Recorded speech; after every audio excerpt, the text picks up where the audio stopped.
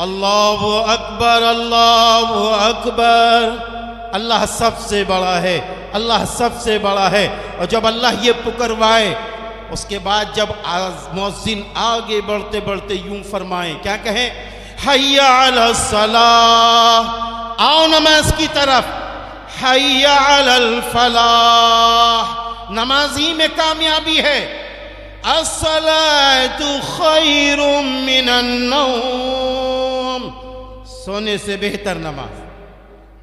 तो जब मुअज्जिन कहेगा सोने से बेहतर नमाज, हमारे कान में ये आवाज आएगी तो हम क्या कहेंगे? लिहाफ बहुत अच्छा है, ये कंबल तो बहुत अच्छा है। हाँ, ये कहेंगे? जल्दी बोलो मेरे भाइयों, क्या कहेंगे? ऐसे मौके पर क्या कहेंगे?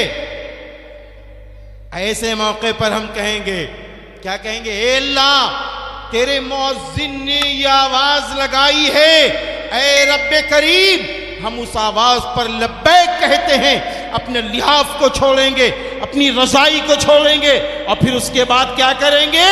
मस्जिद पहुंच जाएंगे। पहुंचेंगे ना इंशाअल्लाह? अब मेरे भाइयों,